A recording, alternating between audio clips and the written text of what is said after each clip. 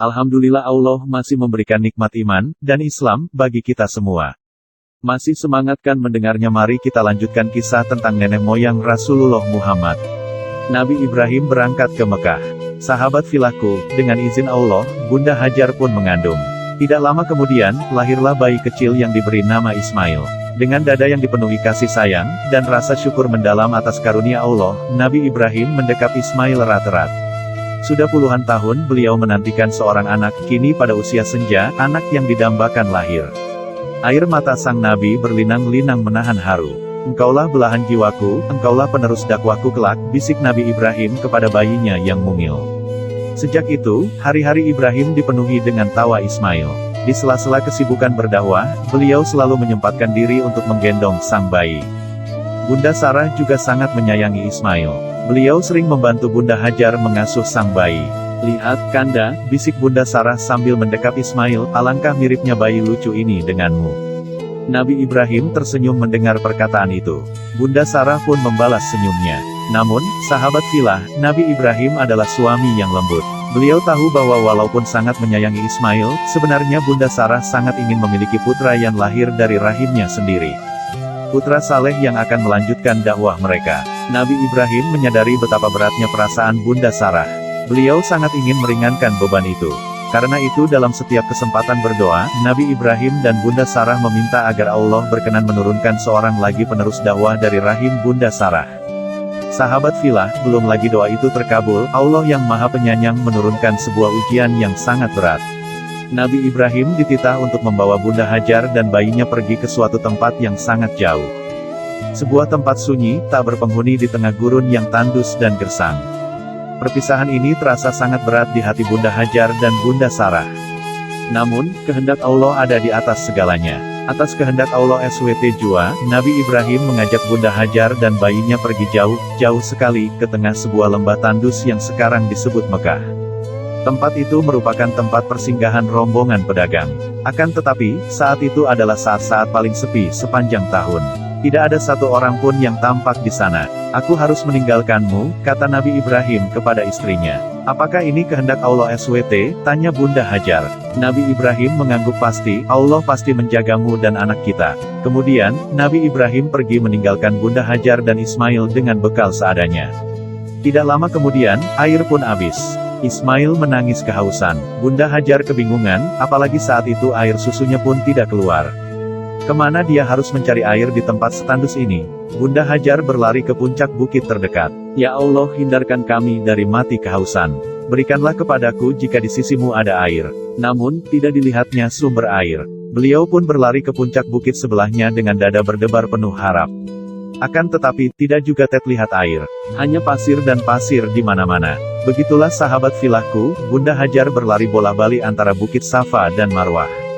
Perjuangan Bunda Hajar itu diabadikan Allah SWT dalam salah satu rukun haji, yaitu sa'i. Para jamaah berlari-lari kecil antara Safa dan Marwah sebanyak 7 kali. Anakku, jerit Bunda Hajar sedih. Paling lama, esok dia dan bayinya akan mati kehausan.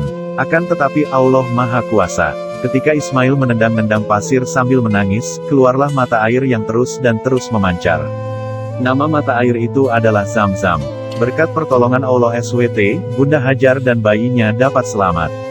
Tidak lama kemudian, datanglah kafilah dagang.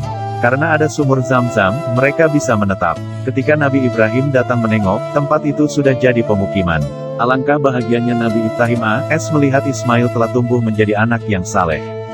Akan tetapi, kemudian Allah SWT memerintahkan Nabi Ibrahim melakukan hal yang amat berat. Apakah perintah Allah SWT itu? Catatan tambahan, akhirnya Allah Maha Penyayang mengabulkan doa Bunda Sarah. Pada usia yang sudah lanjut, Bunda Sarah mengandung.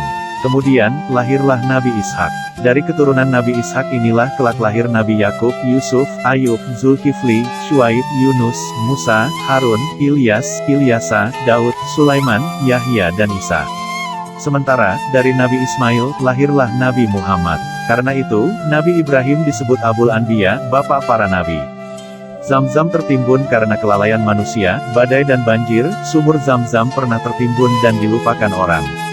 Seorang bernama Muzaz pernah mencoba menggalinya. Walaupun telah mempersembahkan sesaji berupa pedang dan pelana emas, air tidak juga muncul.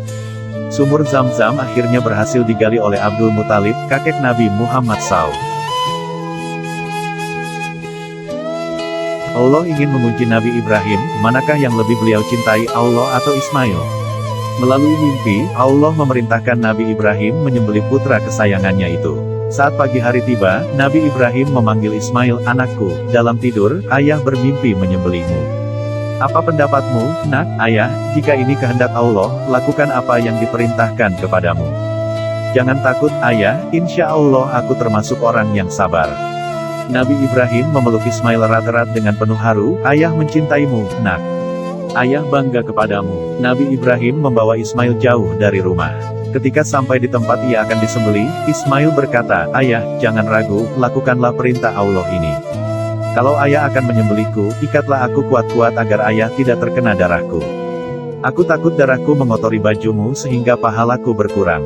Ayah, jangan ragu jika melihat aku gelisah. Karena itu, tajamkanlah parang ayah agar dapat memotongku sekaligus. Telungkupkanlah wajahku, ayah, jangan dimiringkan. Aku khawatir ayah bisa melihat wajahku dan merasa iba sehingga ayah jadi ragu melaksanakan perintah Allah. Kalau ayah merasa bajuku dapat menghibur ibu, berikanlah baju ini kepada ibu." "Anakku," bisik Nabi Ibrahim, "ketabahanmu menguatkan ketabahan ayah." Ketika Nabi Ibrahim akan menyembelih putranya, Allah mengganti Ismail dengan seekor domba yang besar disertai panggilan, "Hai Ibrahim, engkau telah melaksanakan mimpi itu." Nabi Ibrahim dan Ismail bersujud penuh syukur.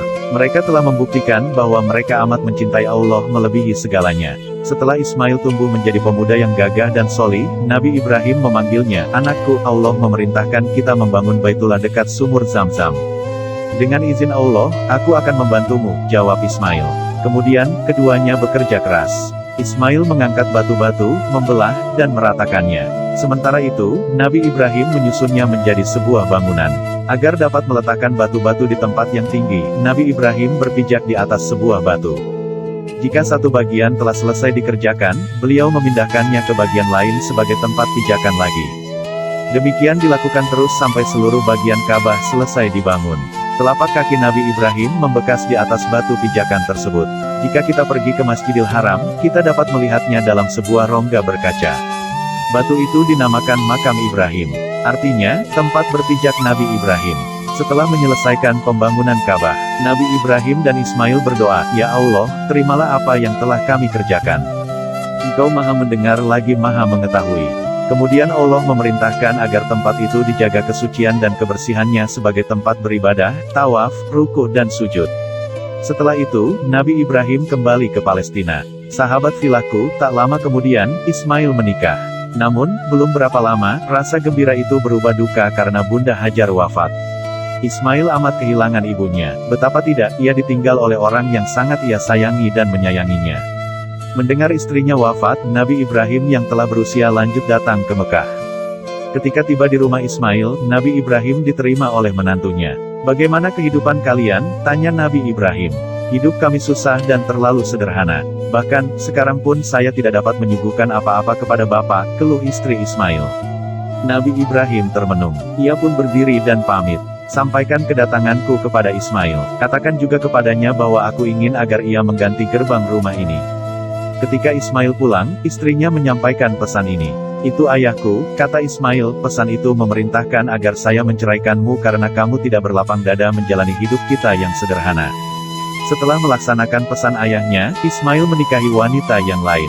Suatu saat, Nabi Ibrahim datang berkunjung. Beliau diterima oleh menantunya yang baru. "Bagaimanakah kehidupanmu bersama Ismail?" tanya Nabi Ibrahim. "Alhamdulillah, Ismail adalah suami yang penyayang, rajin bekerja, dan selalu membimbing saya di jalan Allah. Kami hidup berbahagia." Nabi Ibrahim tersenyum, "Sampaikan kedatanganku kepada Ismail. Katakan juga kepadanya bahwa aku menyukai gerbang rumahnya." Ketika Ismail datang, istrinya menyampaikan pesan Nabi Ibrahim. "Alhamdulillah, ayahku menyukaimu karena engkau istri yang solihah," senyum Ismail. Ismail pun diangkat menjadi seorang nabi. Putra-putra beliaulah yang menjadi nenek moyang Nabi Muhammad. Catatan tambahan 1, melempar jumrah iblis 3 kali menggoda Nabi Ibrahim di perjalanan menuju tempat penyembelihan putranya. Nabi Ibrahim marah dan melempar iblis 3 kali dengan kerikil. Allah mengabadikan peristiwa itu dalam ibadah haji. Setiap jamaah wajib melontar kerikil di 3 tempat di mana iblis menggoda. Masing-masing disebut jumrah ula, jumrah wusta, dan jumrah akobah.